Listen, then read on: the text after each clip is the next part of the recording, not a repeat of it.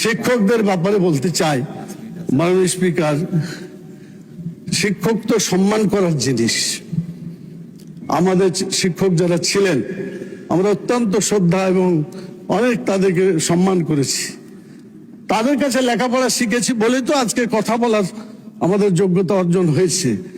আমার শিক্ষক যদি আমার কাছে মূল্যবান মনে হয়ে থাকে, সম্মানিত মনে হয়ে থাকে, আজকে প্রেস ক্লাবে যেখানে সেখানে তার অধিকার আদায়ের জন্য যখন তারা আন্দোলন করে, অবস্থান করে, তখন তাদের প্রতি কি আমাদের দায়ী দায়িত্ব নাই মাননীয় স্পিকার? অবশ্যই তাদের দায়িত্ব আমাদের আছে। আমরা মনে করি 3টা কিস্তিতে হলেও তাদের দাবি মেনে নেওয়া উচিত। শিক্ষামন্ত্রী, মাননীয় শিক্ষামন্ত্রী এখানে আছেন, যেসব প্রতিষ্ঠান সব কন্ডিশন ফুলফিল করতে পারবে এই বাজেট বাস্তবায়ন শুরু হতেই সেই সবগুলার এমপিও দিয়ে দেওয়া দরকার। দ্বিতীয় পর্যায়ে যেসব প্রতিষ্ঠানের কিছু ঘাটতি আছে শর্ত সময় দিয়ে বলে দেওয়া হবে যে এতদিনের মধ্যে আপনারা যদি চুক্তি শর্ত পূরণ করতে পারেন তাহলে আপনাদেরও এমপিও চালু করা হবে।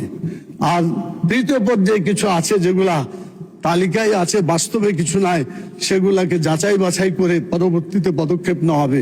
3 কিস্তিতে যদি এমপিও ভুক্ত করা যায়, বাংলাদেশের সকল শিক্ষক তারা খুশি হবে, বাংলাদেশের শিক্ষার মান ফিরে আসবে, বাংলাদেশের শিক্ষকদের মর্যাদা প্রতিষ্ঠিত হবে মাননীয় স্পিকার।